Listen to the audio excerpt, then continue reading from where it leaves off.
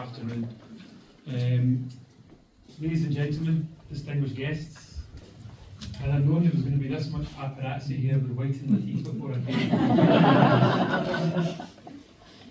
Okay, so first of all, I'd like to welcome you all to the Central Gurdwara Singh Sabha to share in this unique multi-faith event commemorating the forgotten soldiers of Southeast Asia for the 80th anniversary of Victory in Europe Day.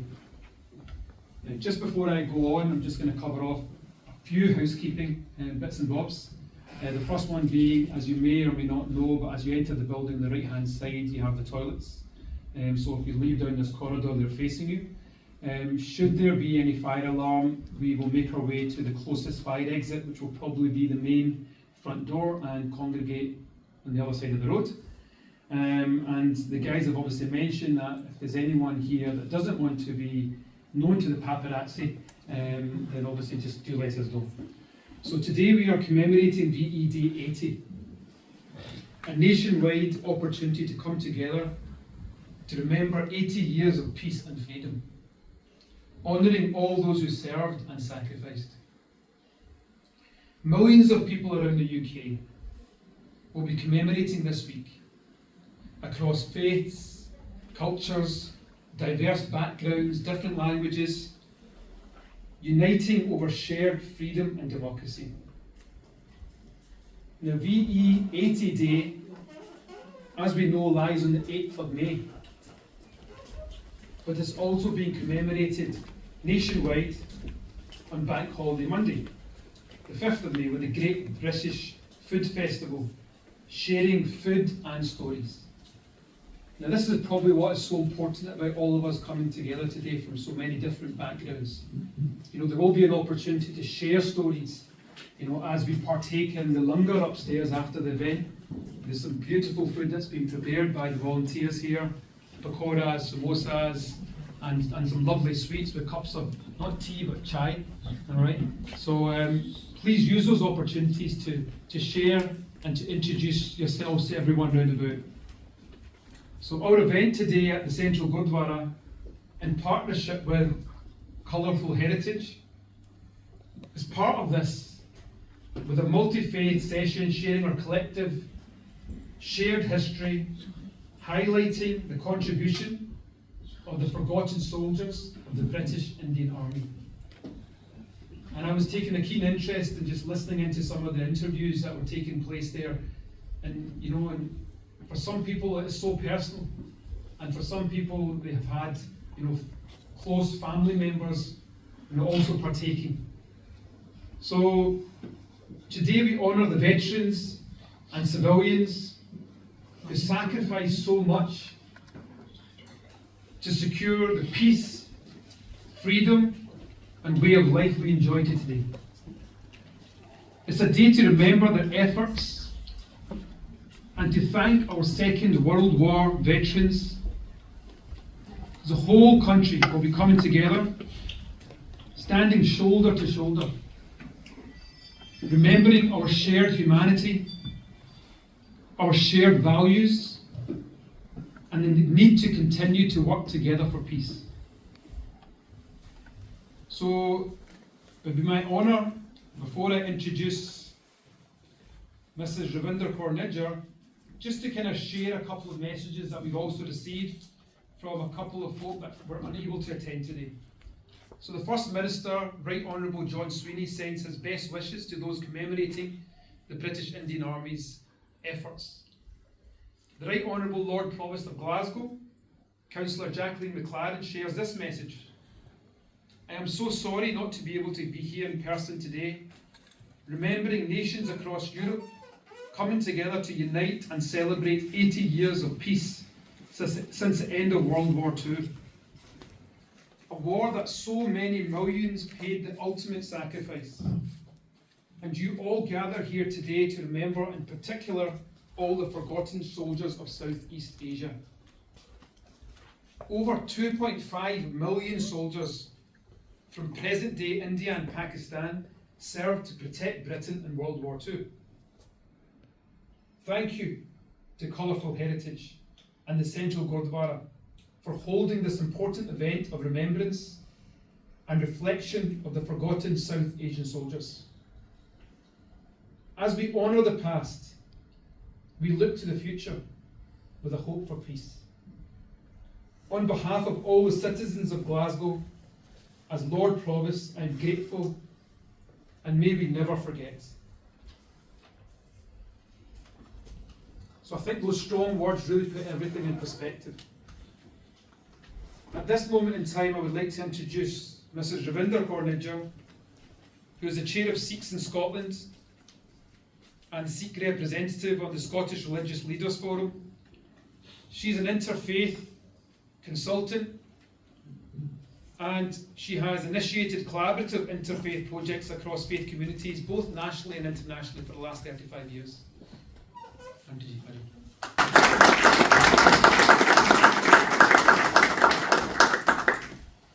Thank you, Pritpal. I will start by the Sikh greeting. Waheguru Ji Ka Khalsa, Waheguru Ji Ki Fateh. Brothers and sisters, it is an honor and a privilege to be speaking today, commemorating the forgotten soldiers of South Asia on the 80th anniversary of Victory in Europe Day. As has been said, the British Indian Army contributed 1.5 million servicemen in the First World War and a staggering 2.5 million soldiers in the Second World War. The largest volunteer army in history at that time. Indian soldiers fought in Asia, Africa, the Middle East, and Europe. Those brave men who came to Britain's aid were sons, brothers, husbands, fathers, and uncles.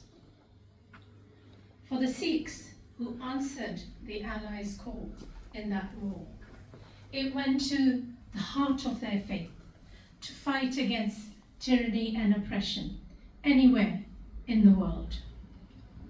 In April, Sikhs around the world celebrated Vaisakhi to commemorate the first initiation ceremony in 1699 by the 10th Guru, Guru Gobind Singh Ji.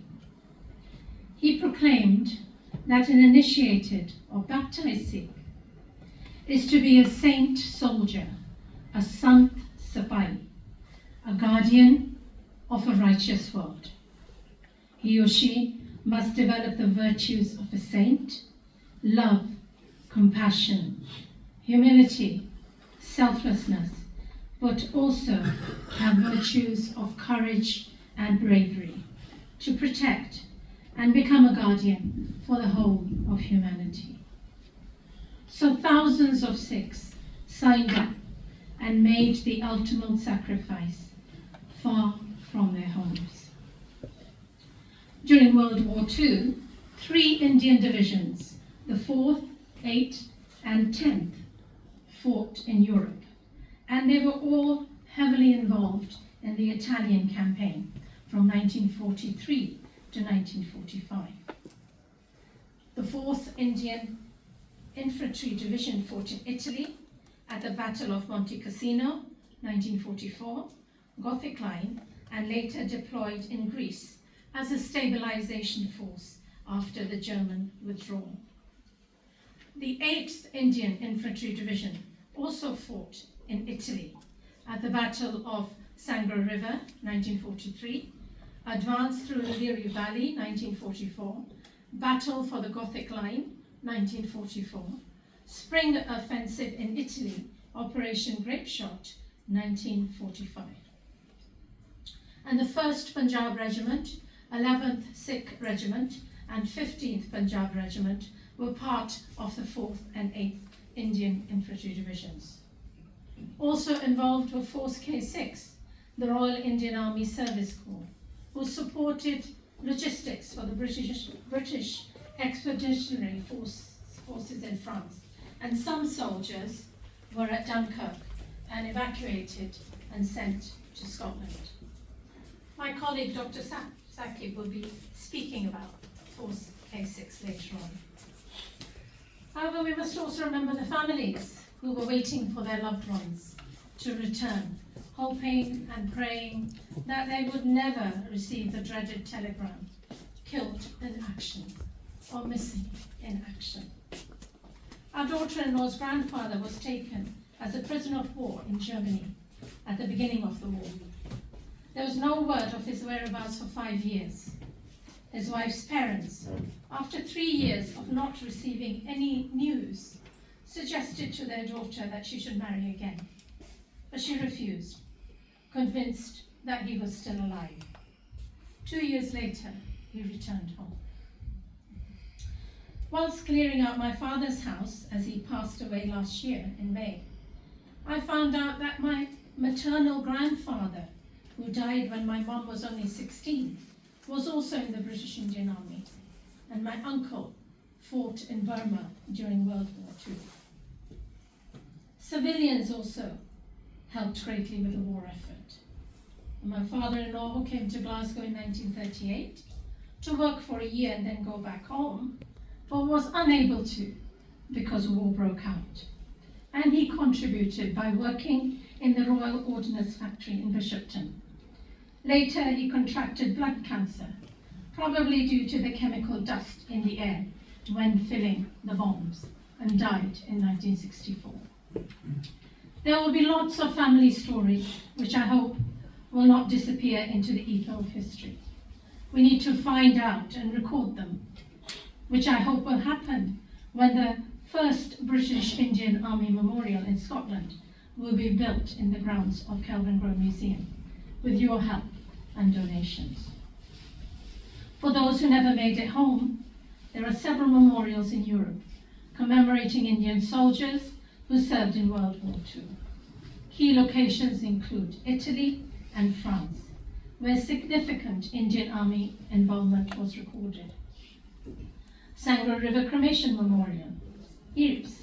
The Forley Cremation Memorial commemorates nearly 800 Hindu, Sikh soldiers and Muslim soldiers who are buried there. And Rimini Cremation Memorial, to name a few. Many Sikh soldiers were awarded honours for their acts of bravery during the First and Second World Wars. Amongst them, several Victoria Crosses. And we are honoured to have the Victoria Cross of Naik Gyan Singh in Glasgow, who was awarded a VC Cross for his bravery and gallantry during the Second World War, now kept in Glasgow by his family. An exhibition of VC Cross units and the contribution of Sikh soldiers is permanently displayed on the ground floor of this Gurdwara, and I hope you get an opportunity to view it. This year, the Royal Mail has issued a special set of stamps to mark the 80th anniversary of VE Day. The collection of 10 stamps honour men and women who made significant contributions during World War II. The stamps include Royal Air Force and Indian Air Force pilot Mahinder Singh Puji, who was awarded the Distinguished Flying Cross. He flew Hurricanes, protecting coastal convoys and intercepting bombers and fighters when Hitler ordered the bombing of London. He survived several crashes and flew combat missions throughout the war in Britain, Europe, North Africa, the Middle East, and Burma. And in conclusion, war means sacrifice. War means losing family.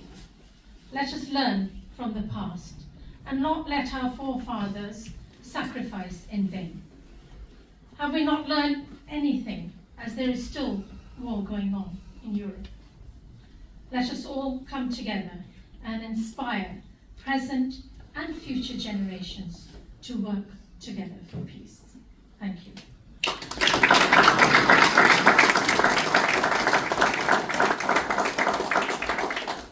And I would now like to introduce Dr. Sakib Razak from Colourful Heritage.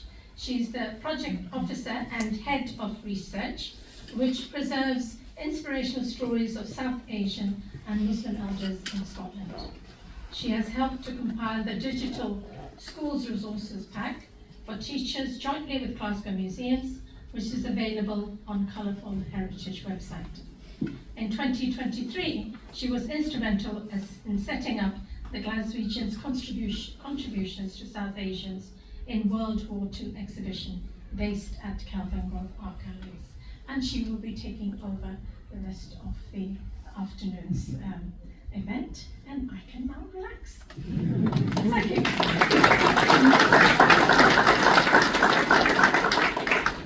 Thank you very much, Ravinder, for that lovely, talked about the Saint Soldier concept, and of course the VC Cross for Nick Gyan Singh is actually on display at the Glaswegians exhibition at Kelvingrove Art Galleries, which is where our memorial will be. But without further ado, we'll carry on with the rest of the programme, and I'd like to now invite Dr. Pam Gossel, MBE, MSP. She's the Deputy Chair, Scottish Conservatives, and she will now come on board and talk about the importance of the British Indian Army's contribution during World War I and II.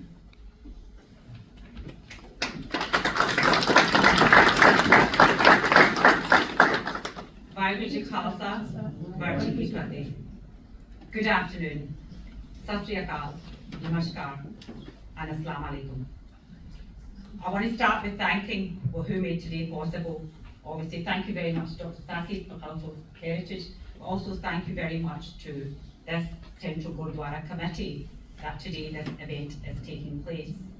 I'm particularly very much honoured to be standing here today, not just to basically talk about what's happened in the past, but also to talk about today. But also to look at, I think it's a personal honour being one of the first women of colour in the Scottish Parliament alongside Kukan Stewart, but also the very first Indian woman and the very first Sikh in the Scottish Parliament. So I take great honour to stand here today to commemorate the 80th VE Day. Right round the world, everybody will be celebrating this, and yes, it's on the 8th of May. In the Scottish Parliament, we will be doing our own things. There will be talks, debates, there will be events, but in my local area, I will be also going out to make sure that we honour those soldiers that basically fought for us. The British Indian Army in World War I, as Ravinder said, that I think round about over 1.4 million, 1.5 million, roughly around volunteers went out to fight for the whole world, basically, for us especially here. And that was at that time one of the largest forces of volunteers. And then you go into World War II, over 2.5 million volunteers fought in that for us. We mustn't forget this, because I know certainly growing up, I remember when Remembrance Day comes, VE Day comes, I didn't know my history, and I'm not going to stand here and lie. I didn't know because a lot of people didn't speak about it. We're so lucky that we have people like Dr. Saki, Ravinder, and the Gurdwara committees around Scotland and around the UK and around the world speaking about this today. I would never have known what crucial role the British Indian Army played. We would never have known how brave those soldiers were. I think in roundabout in World War I, over 70,000 lost their lives, and that's only what can be counted. But remember, so many didn't go back home. So many were injured. In World War II, we've got a statement stating that over 80,000 soldiers died. But again, how many didn't go home? And how many are injured? And how many families today, generations on, are talking about this? And this is why in Parliament, as one of the members of Parliament, it's important that we keep this alive. I know many people out there may not think that the British Indian Army didn't play a part, and it's not because they're ignorant they did, it's what they don't know. And events like this are so important, and I have to say I was very, very fortunate to be part of the groundbreaking ceremony for the memorial outside the Kelvingrove Galleries.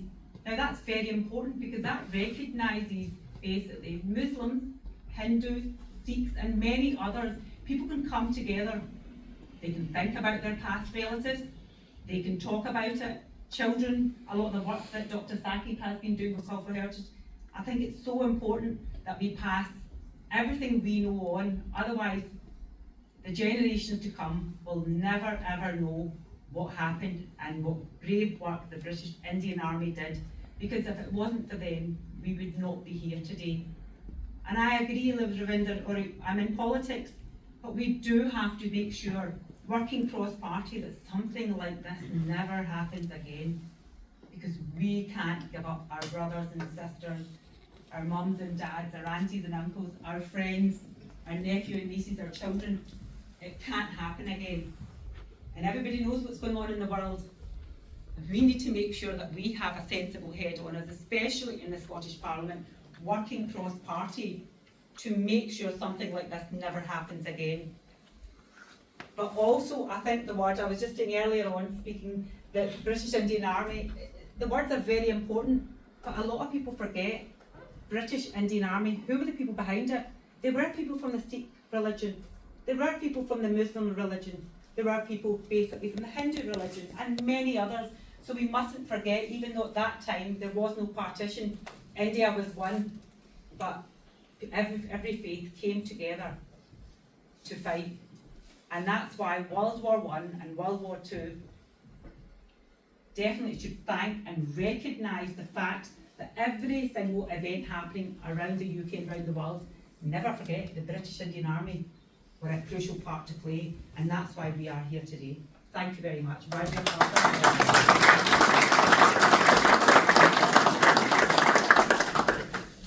you very much, Dr. Pam. I think you talked about the memorial work, and of course, in order to get this memorial, there was many school children that were involved to help with the design of this. And during my talk, I will show you some pictures of this as well. So my talk today is about Force K6 and their unique connection to Scotland. So Pam talked about the work that we've done with the schools, and this is just an example of some of the schools packs that Colourful Heritage have made. And if you look at the very first two, there are about the British Indian Army, which of course encompasses present-day India, Pakistan, Bangladesh.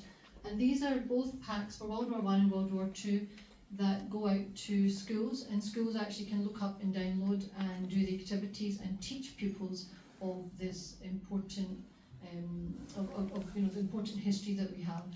So I'll not spend too long on this, but next slide, please. But that's something you can download from our website. So the contingent I want to talk about today is Force K6 soldiers in Aviemore. And if you look at the left, you can see the picture of these soldiers. This is a picture of the Force K6 soldiers that came from Bombay, travelled to France, and then from France, some of them escaped from Dunkirk, which is a very little known fact. If anybody's seen the film by Anthony Nolan, Dunkirk, you'll see that the Indian soldiers are missed out. So these are Indian Muslim soldiers, and this is them in Aviemore with their animals. And you know, to know that they came here in June 1942, where there was nothing there, and that's where they would gather together and cook and have chapati, share the food with local community as well. So there's nearly 1,700 of these soldiers that came to Scotland, and some of the other slides I'll show will also show you the soldiers. There's graves of these soldiers in Scotland.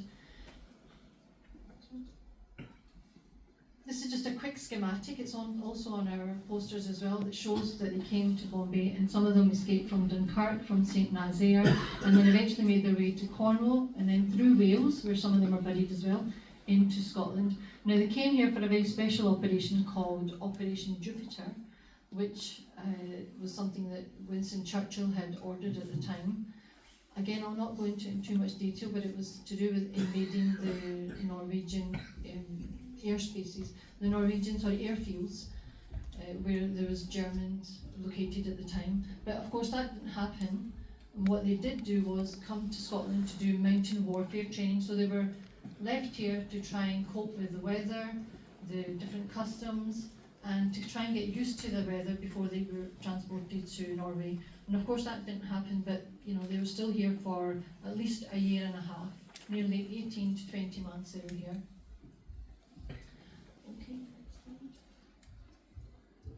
This is just to show you some of the pictures of the soldiers. The ones on the left are, you can see a soldier playing with some young children. He's got a wooden toy horse in Ballater. They were located in Golspie, up north in the Highlands, and of course in Lairg as well. Can I just have a quick show of hands of people that have heard of Force K6 before today? Okay, quite a few of them, good. And what about show of hands of people that have been with me to Canusi in the last sort of 5-6 years? Okay, quite a few people. So this is the Canusi graveyard, gravesite where 9 of these soldiers are buried. One of them is cremated near Aberdeen, so 14 in total are laid to rest in Scotland, and 9 of them in this cemetery. And what we have is one of the soldiers that was here. We have a portrait of him hanging at Kelvin Grove Art Galleries, and that's a portrait there showing Abdul Ghani. It's on display at the Glasgow Asians exhibition. Every year we take up many people to go and pay their respects. We have people from the Navy, the Army, the Air Force, multi-faith communities come up with us. We'll do a presentation, we'll do talks there as well. So many of the people have seen these. And you can see these graves are very well looked after. You can see they're looked after actually by the Commonwealth Graves Commission. But before that, there was a very special lady that looked after them. And you can see there's flowers. She tended to the graves actually at the time. And so before I started going to show you a picture of the lady, this was just some pictures of our remembrance service from the last couple of years. We do every single year.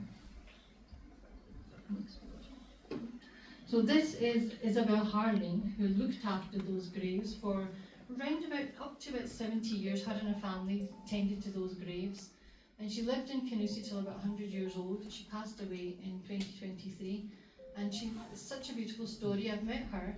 She selflessly tended to these. She used to go in, there was a grave digger there. She used to go in and ask him if she could plant the flowers. She would lay poppies, she would lay crosses. She would ask her children to come and lay flowers on Easter, on birthdays, because the simple reason she wanted for their memory, she wanted for the people in Pakistan and India, who's the sons of those people who came all this way, to remember these soldiers. And what's really important actually about the graves that are buried in Canusi, and majority of them in Scotland, is that they're all from the Pakistan side of India. So they're all from places like Rawalpindi, from Gujarat. And of course, one of our volunteers last year had gone and managed to find the relatives of one of the soldiers that's buried in Canusi called Muhammad. So what Isabel said was, they came over from home and they gave their lives for us. It's only right that we look after them. She was awarded a British Empire Medal for her services to the soldiers. And just as a reminder, this is a picture of the memorial that they have in Canusi for just the Force K6 soldiers that are buried on Scottish soil. So if you're ever in Canusi, definitely worth a visit. And today's event and talk, I'd like to actually dedicate this to Dr. Guy Bowman. He's the man who's done his PhD and research on this particular Force K6. He spent nearly 5 years studying these soldiers and their histories. He's been out to India, Pakistan. He's come to visit people that knew these soldiers in the Highlands. And this is the book that he's written, The Indian Contingent. Now, the reason I am highlighting this is Dr. Guy Bowman is not very well actually at the moment at all. So he's been diagnosed with with a very severe form of cancer. So I wanted to dedicate today because he couldn't be here. He was invited. But without his work, we owe a huge debt of gratitude, because not only has he brought the Pakistani community, but the Hindu community and the Indian community in terms of India, Pakistan together with this shared heritage. So just before I finish off, just wanted to show you a couple of pictures of some surviving veterans. This is Sergeant Muhammad Hussain. He's turned 100 years old just last year, and he still lives in Windsor. His contribution was he fought in the Monte Cassino battle, just like what Auntie Linda had mentioned before. There were so many of our soldiers, uncountable, but he is still, mashallah, surviving today. So hopefully he'll be at some of the events in London the next couple of days. And somebody else I wanted to highlight, which I know a lot of the younger generation talk about in schools through our work with the schools, is Noora Nayed Khan. She was the first female wireless operator. She's also been on a stamp a couple of years ago. She has a memorial in London, and she was awarded the George Cross Medal for her bravery. She actually gave her life for Britain, so she was awarded the George Cross Medal after she had passed away. Definitely worth exploring her story as well. And this, of course, is Uncle Dilbara Singh Bhullar, who's I believe he was the last World War II Sikh veteran in Scotland who actually used to attend this Gurdwara on a regular basis. So 5 years ago during lockdown, Victory in Japan 75, we had arranged for him to go and lay a wreath alongside the then Prince Charles, the now King Charles, at the Arboretum down south. So we have his interview on our website as well if anybody's interested to have a listen. Fascinating. He fought in Burma, but the stories he comes up with, the difficulties, it's really heartbreaking. So I had interviewed him here within this Gurdwara, and it was really emotional to find out the difficulties that he faced, the things that he came up with you can't even imagine.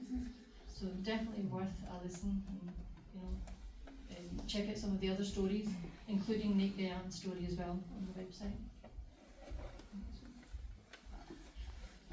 So this was one of the pictures that's in our poster, and it's also the poster for this event. And I just wanted to quickly highlight this one because that's Nick Gyan Singh on the left there, and he's wearing his Victoria Cross, and he's standing shoulder to shoulder with Khuda Dad Khan. And Khuda Dad Khan was the first Indian Muslim, because this is before partition, who was awarded a Victoria Cross. So this came out of a family album in Glasgow.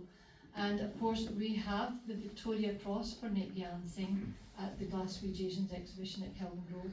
So I just thought it was a nice story, and also it highlights Pakistan's involvement as well, because Khuda Dad Khan is from a village called Chagwal. So it's, I guess for me this is one of my most favourite pictures. It brings together India and Pakistan, sums it up in one picture, and how they fought against fascism in World War II, and of course for Khuda Dad Khan was in World War I. Incidentally, that picture was taken outside Buckingham Palace because every 2 years they would come together for a gathering, all the VC awardees. So this is just a quick picture to show you what the gallery inside the Kelvin Grove Art Galleries looks like, which is where the exhibition is.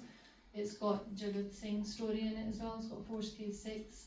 It's got some video footage of Gyan Singh, some of the other works that we've done, and then of course the soldiers that are buried in Canusi and up north as well.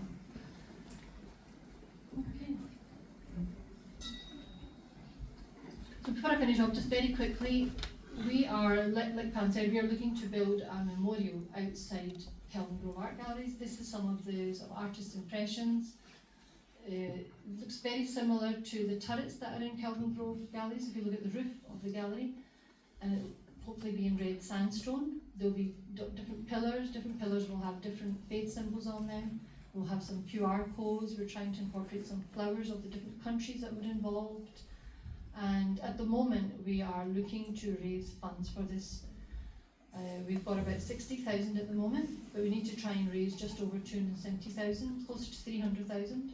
So any help would be appreciated. And we've also got a campaign for if anybody would like to have their name on the memorial. There's a £10,000 campaign, so £10,000 to have their name on. And I think we've got maybe about 5 spaces left now, so quite a few spaces have already been taken up. So if anybody's interested, come and speak to me afterwards.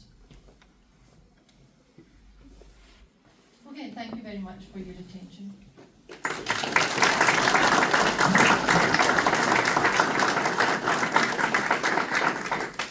Welcome Stewart, MSP, Minister for Equalities, to come up and say a few words on her own personal connection with the British Indian Army and a little bit about the memorial as well. Thank you. Everyone, it's a great pleasure to be here as the constituency MSP, just to make that clear that that's the capacity that I'm attending this afternoon. I'd like to thank Colourful Heritage, Sikhs in Scotland, and to the Central Gurdwara as well for bringing us all together on such an occasion. I was asked to just share a very brief short story that actually came about at the breaking of the grant when the at Kelvin Grove Art Gallery when we all went there, where the memorial hopefully is going to be, and you've heard the pitch already for the money, and I'd like to echo that as well. There's fundraising events going on ongoing for that. But after that, I was reflecting back and just having a chat, and the memory that came back was of my father. And it was one of these incidental conversations that take place, and you don't know where it's going to go. So I knew that he was an engineer, and he had worked in sort of engineering factories when he had come over from Pakistan, down in England, in Corby, around that area. And then it turned out that actually the link was that his grandfather, turned out to be engineers for the British Army. And I didn't know that at all. I thought, my goodness me. So not only did we talk about that, but then he went into a cupboard and he produces this really, really rusty, sort of innocuous looking tin, and opens it up, and there is a collection of medals that had been awarded and just put away in the cupboard. And I was like, what on earth is this? I mean, I was just agog, as you can imagine, suddenly discovering this sort of treasure trove of history in my family that I was totally unaware of. And my father then brought out this very, very delicate, and you'll forgive me, I can't remember everything that was on it, a very delicate piece of paper with a commendation from the royal family on giving of one of the medals as well. So it was like an authentication that was there. I just felt so privileged to have that insight. It gave an explanation of how we ended up in Britain in the first place, because those who fought or contributed, and we've talked a lot about the soldiers, but it's very important to remember the engineers, the nurses, the catering corps, and all the rest as well, that they also contributed to that effort. And although they are lost to us, the importance of passing down those memories and those connections, explaining some of our own history and knowing how we ended up. So the long and short of it was that we ended up because at that time, if you had contributed to the war effort, you were then able to get a visa to one of the Commonwealth countries. And it was Britain that my father ended up in. And I will leave that story there, and if anyone wants to know any more details about it, I'm quite happy to share.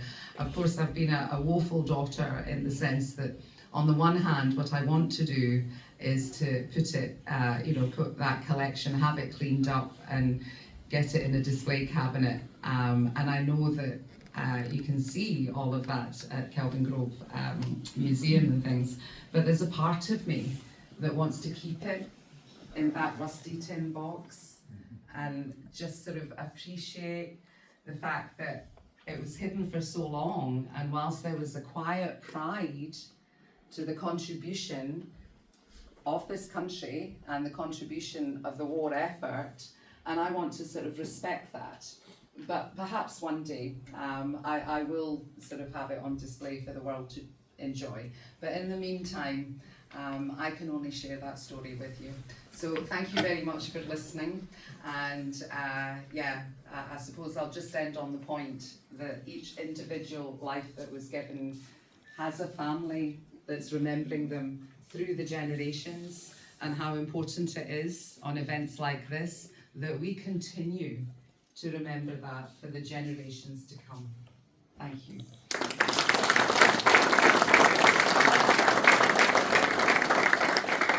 Thank you. I'm delighted, honoured to be here speaking to you today. Saki kindly mentioned my current role. Until a lot of last year, I was actually head of museums in Glasgow, and so was fortunate to work with Colour for Heritage actually for about 10 years in developing some new displays within our museums. Initially, that contact was around the establishment of the Bashir Man Archive as part of Glasgow City Council's archives, held in the Mitchell, just down the street from where we are today. A really important resource recording the lived experience of people coming from South Asia and establishing new lives here in Glasgow, and important to look back on and to indicate, to provide that family history for people who settled and created families and a strong community here. Having established that archive, we were conscious we needed to move on to the next phase, and that was critically about establishing appropriate interpretation and appropriate collection within the wider museum service to reflect that important community within the city and within Scotland more broadly. And so we started off with community consultation events, and that was to establish what people within the community really wanted to see as the first priorities represented in museums. The relevance of that is that what came out more strongly from that consultation was that people were only too conscious that the role of the British Indian Army, in that broader sense, was simply not represented in museum displays and interpretation, nor in the collections. And so that was one of the things that we were pushed really to establish at the very start. And so we've mentioned briefly the Scotland Street exhibition, which is really our first attempt, our first pass at representing this community history more comprehensively, and the British Indian Army was a major focus for that. Since then, as Dr. Sakib has mentioned, we've moved on to establish displays within Kelvin Grove and indeed in Riverside, looking particularly at the role of the Lascar communities working on the ships in Glasgow and their role in establishing Glasgow as a really major port. But my role here today is to explain why this matters. So I think I've touched on one already. When we talked to communities, one of the things they felt strongly about was that the museum service was not talking about the role of the Indian Army. So museums are able to respond to communities and actually expressing stories and giving people access to information which otherwise can be all too easily hidden and lost from sight, particularly over the passage of time. But I think more importantly, museums are a really powerful communication channel. For those of you who don't visit museums regularly, you might question that assertion, but I can provide some facts to I hope to back that up. So within Glasgow, a city of 600,000 people, the museum service enjoys around 4 million visits annually. So not just from people living in the city, but people from more broadly across Scotland and indeed from across the world coming to Glasgow, and it's an opportunity for them to learn about the real history of the population of this city. In addition to that, we know from audience research carried out with people who do visit museums that they see museums as an authentic and reliable source of information. So we provide facts in museums, people come and they accept that as being the truth, and they can allow that to inform their perspective on these events. So it's a powerful way to explain the role of the Indian Army, which is often overlooked, but also in an environment where people will take on board what they're told, and it will begin to reshape the perception of these world events, and that's hugely important, both to the city, but also to people of South Asian heritage in the city, that these facts are shared and the truth is told about these events. So for that reason, it's vitally important that you all support your museum, but also that we work together to improve the quality of the collections and also to improve the quality and extent of our interpretation, so that we actually share this information with the widest possible audience. And so I think that's really the point I wanted to make. Dr. Sakib also asked me to say one or two comments about the memorial, and every speaker has mentioned this. A permanent memorial would be vitally important. It is vitally important. I would have to say, knowing how difficult it could be to raise money for public projects, you're doing very well in such a short space of time. It's made very good progress, but everyone needs to support this to get it over the line to see this built. We have a fantastic design. It has planning permission. We've had the sword cutting event last year, so actually it's just about completing that fundraising and the memorial would be in place. I think it's a vitally important thing to have at the very heart of Glasgow and the cultural centre of Glasgow, and to make a very strong point about the role of the Indian Army, and I think also about the role that the South Asian community, people of South Asian heritage, play in the economics and the politics and the life of this city, and their role now and in the war has to be recognised. Thank you very much for your time.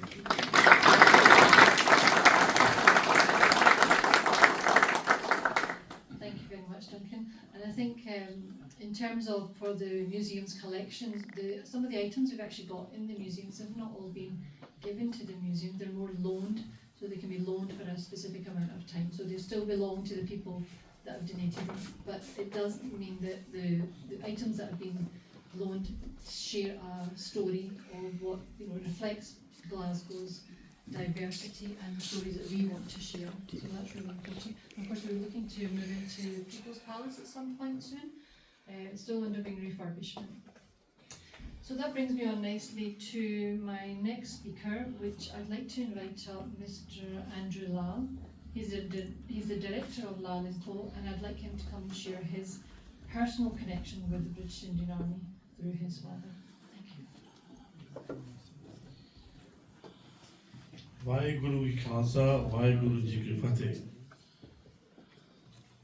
First, I would like to thank Cultural Heritage for doing this event today, along with the Berkeley Street Gurdwara. A big thank you for them, please. A big round of applause. Everyone for doing such an excellent job. Thank you very much. Thank you. My late father, some of you probably will know, Mr. Tarsim Lal Sharma, had a warehouse in the Gorbals, which is still there today. But before that, he was in the British Indian Army. He moved from Normal, Punjab, to southern India with the army to a town called Medan. There, he was given a quite important role to look after the stores, which was the salt, the pepper, whatever foods were required for that particular area. His job was to make sure they were all topped up, fed, blah blah blah. So from that, I am quite sure he learned quite a lot about business, how to buy, how to sell. Then when the war ended, he then came to the UK, being part of Great Britain, which is now United Kingdom, part of the British Empire, India was then, and came to Birmingham and eventually ended up in Glasgow. Some of you knew him personally, I think. Uncles here and uncles there. Uncles here knew him personally, opened a cash and carry warehouse called Lal & Company, which is today we are ourselves running in Coburg Street. But going back to the people who, our soldiers who died for us, that is never mentioned in the schools today. I think it's time that this is brought to the forefront and it is taught within the schools of the British Indian Army that fought for Great Britain, United Kingdom today. It should be educated, it should be taught within the schools. I'll leave it there. Vaheguru Ji Ki Khalsa, Vaheguru Ji Ki Fateh. I think what you mentioned about this being taught in the schools, none of us, I certainly didn't know about this, so it's really important that it's put into the examinable part of the curriculum, not just our booklets going out to schools or teachers downloading it if they wish to. It should be part of the examinable one for the 3rd, 4th years, 5th years. So hopefully we're looking into doing something about that as well, perhaps an open letter to the Education Secretary, using this as an opportunity with BE Day 80 on us. Okay, so my next speaker I'd like to introduce and invite up is Rear Admiral retired Mark Beverstock. He is the president of the Royal Legion Scotland and Poppy Scotland, and to come and share about remembering the sacrifices of the South Asians in both world wars. Good afternoon, everyone. What a privilege to be here. This afternoon we're pausing and reflecting on a part of history that is too often forgotten. The immense sacrifices and contributions of the British Indian Army. In our shared remembrance of world wars, we speak of Dunkirk, of Normandy, Battle of Britain. But how often do we speak of the more than 2.5 million Indian soldiers, the largest volunteer force in history, who fought under the British flag during the First and Second World Wars? These men came from across the Indian subcontinent. Hindus, Muslims, Sikhs, Christians, Gurkhas, men from small villages and great cities alike.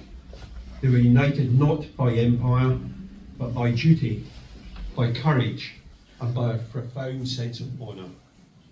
They fought in every major theatre of war, in the trenches of the Western Front, under the burning sun of North Africa, in the thick jungles of Burma, and across the mountains of Italy. But freedom is never free. It comes at a heavy cost. Over 70,000 Indian soldiers lost their lives in the First World War, 87,000 in the Second World War, along with 34,000 wounded and 67,000 captured as prisoners of war. In the Second World War, the British Indian Army played a vital role in halting the advance of the Axis, from El Alamein to Monte Cassino, from North Africa and particularly in Southeast Asia, where the fighting didn't end until later in the year. They fought with extraordinary bravery, earning over 4,000 medals for gallantry. There were 39 Victoria Crosses, the highest military honour. And just think of this statistic. In World War II, there were only 182 Victoria Crosses awarded to 181 recipients in total. And of those, 28 of them were to those who served in the British Indian Army. If you can do the mental maths, that's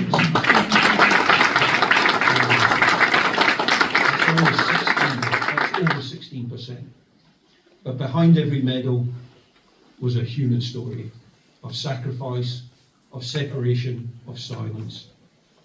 These were fathers, sons, brothers, whose families often never saw them return, and sometimes never even knew where they fell.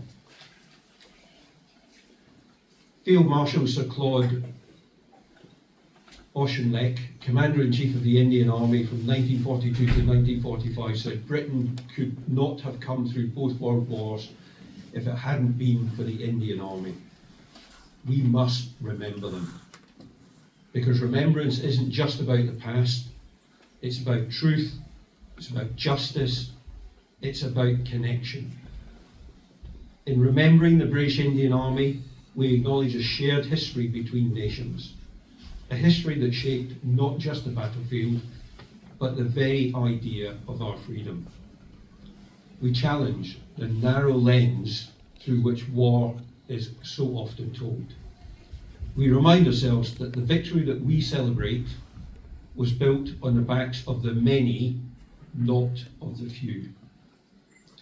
And today, in a world still fractured by war, still divided by race and religion, their story matters more than ever.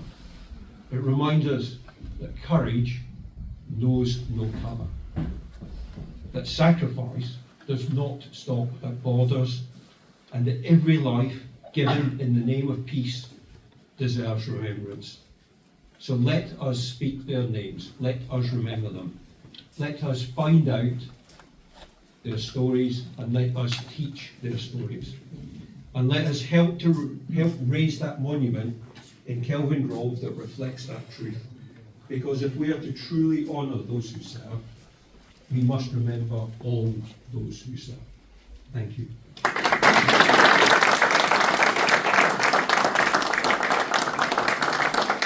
So thank you so much for today, for all the speakers that have given us their thoughts, their reflections. And what I'd like to do now, actually, for the next, let's say next 10-15 minutes, I'd say, is, I know we've got a nice audience gathered here, and I'd like for people, if anybody has their own history or connection to the British Indian Army, to raise their hand up and let us know.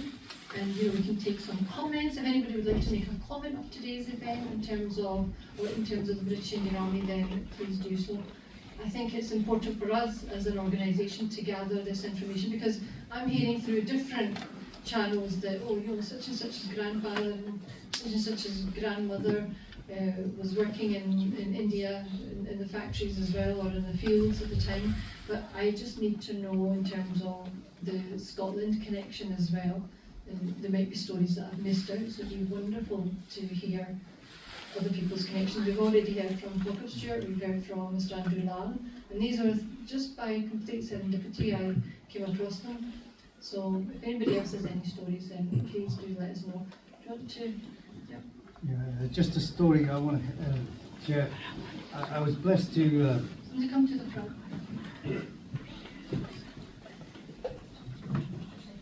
Yeah, my name's Amjad Bashir.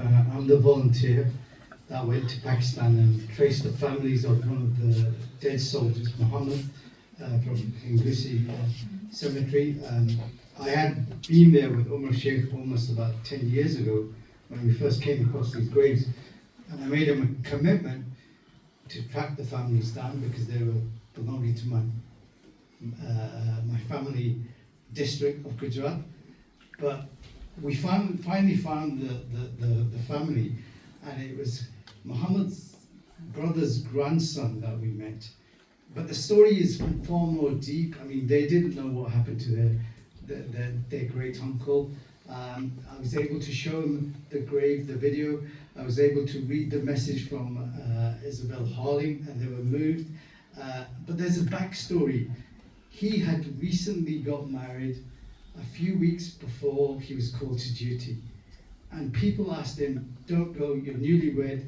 But he said, look, I made a commitment. I've got to honour that commitment. And he went to war, and he died in the Highlands there. His wife was so grief-stricken, she didn't marry at all. She spent her entire life in grief. They had heard that he passed away, they had received a telegram, and they also found the interesting thing, they knew that he was involved in an accident where the lorry had turned upside down and he had died because of his injuries, and I didn't tell him that. So, but again, what's really crazy is the fact that I was at his wife's grave, making prayer for her, and 3 days later I was back at Kingusi at Muhammad's grave and making prayers for him, and almost fulfilling that promise of finally letting his family know. But these stories are so much, it's not just the soldiers, it's the families behind them that have suffered and made the ultimate sacrifice. Thanks.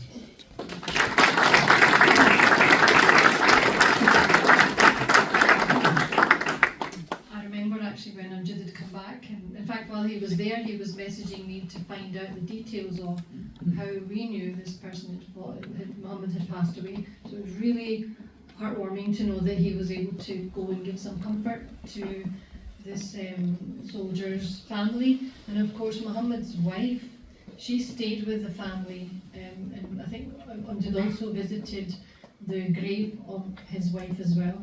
So she never remarried, she stayed with the family where she was married into for the rest of her remaining life. So much emotion goes into these stories. Does anybody else have a connection? Yeah, Christian, do you want to come over and share your story?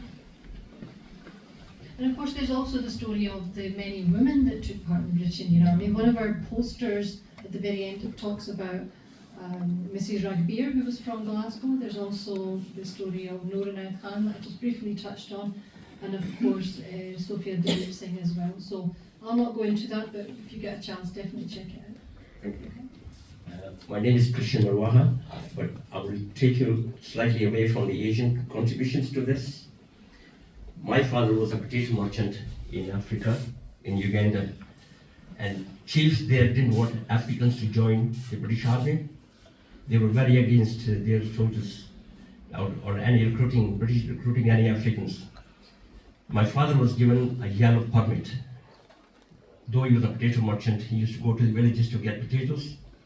There he used to smuggle African soldiers in the middle of the night because British were worried about the route, what they call the trade route, the spice route from Cape of Good Hope.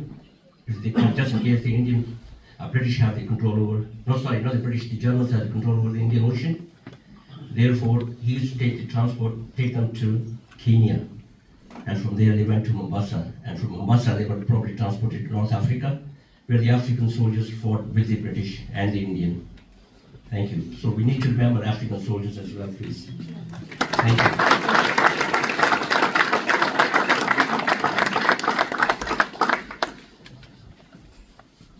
I think the beauty of how having a memorial will become a focal point for the community, and it will show, it's probably one of the biggest projects we'll be able to do as a community, with different faiths contributing to this. So it's really important we do that. And like I said before, if anybody's interested in donating or even having their name on the memorial, come and speak to me. Like I said, there's just a few spaces left for the £10,000 slots on the memorial. But I think these stories are so valuable for us to know, especially when there's a Scotland connection, there's a Glasgow connection. I'm finding more and more I'm hearing through people. So I think if anybody else has got a story, okay. Tariq Abdullah, I'm from Bangladesh Association Glasgow, and thank you for inviting me, Saqib, for some time. And I also want to say thank you, Saqib, and thank you for that. It's not my personal connection, but we're doing some project on the Lascars heritage with the Glasgow Museums, and Duncan also was involved from the beginning. Just want to tell that it's a Lascars contribution in the World War, in the First World War and also in the Second World War. And we did some research on that, and we know that there is a small exhibition on the upper floor of the ship, where we show some our finding of the research, including Lascars' contribution in the wars. Thank you.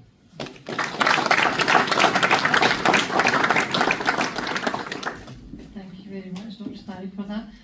The Lashkars, for those of you that don't know, are the South Asian sailors that came from South Asia, especially from Bangladesh area, and apparently they were in our docks from the 1920s or even earlier. In fact, I know that Duncan and Tariq were involved in this Lashkar project. There's a new exhibition on at Riverside Museum with some little figurines on a boat ship. Definitely worth a visit, and you can see the Lashkar plaque that was founded at the Queen's Dock, I think it's called, Stop Cross Quay Docks, which is where the Crown Plaza is. Before all of that was, before the hotels and the SECC was made, it was all demolished. So the plaque was found there, and that's now on display. And that's actually, that plaque has contributed to a huge research project and discussion, and I believe it was on display at the Scotland Street School Museum exhibition that we had around about 2017, I think it was. So that's probably started some kind of discussion, but it's nice to see that other community groups are discovering their own heritage.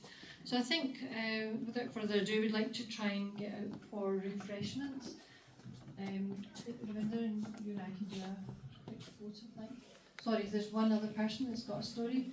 Shortly, yeah, short one. Very briefly. Very My name is briefly. Mohammed Asif, retired Lieutenant, Marine Engineering, Royal Navy. Just a request really, it's a most wonderful event this is, and wonderful stories that we've heard, and that must continue and continue to be supported. Just that connection, I think, with the past, we must also connect with the present as the timeline, that we do have service personnel from this community in active service of this crown and country, and that must also be acknowledged as such. But most wonderful event. Thank you very much.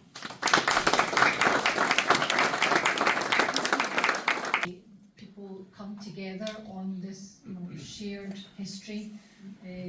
I know every year I take up people to Kinusi, we have a great time on the bus, we have samosas, we have chai, we have sweetmeats made by Auntie Gurdi, is she? Yes, please. Here, yeah.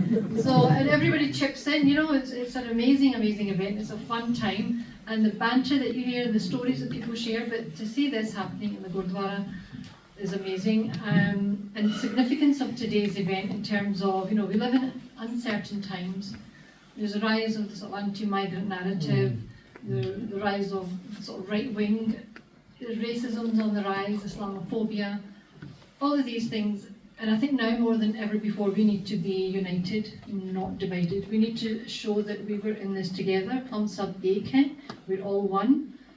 Especially when we're on the front lines fighting fascism, helping to protect Britain, and the fact that Scotland has such a strong connection is really useful. It's really important actually for people to know.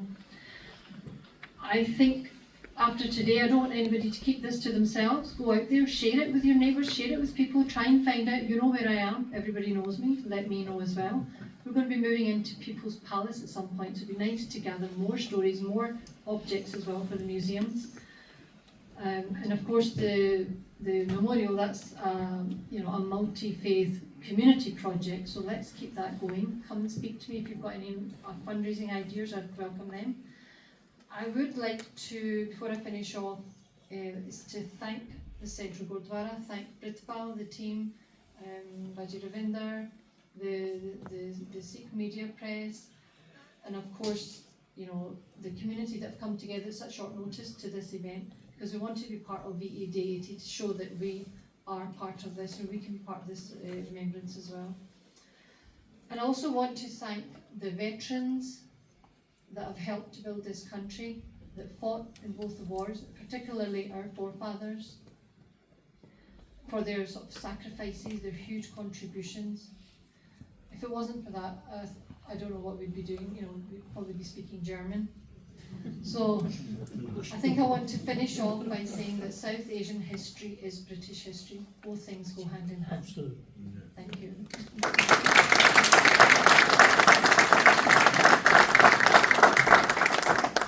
And I'd like to echo what Sakib has said. Thank you so much, all of you, for making time to be here, to be united, to commemorate those brave soldiers in the British Indian Army. And I'd like to also thank Pritpal and the Central Gurdwara volunteers here, and Sakib for doing a great job. It's been great working in partnership with yourselves, and I think if we all can work in partnership, we'll be able to achieve things much better and quicker. And if we all work together, we do need to leave a legacy behind for our children, our grandchildren, and we owe it to them to make sure that there is peace in this world. So let's do it together. Yeah.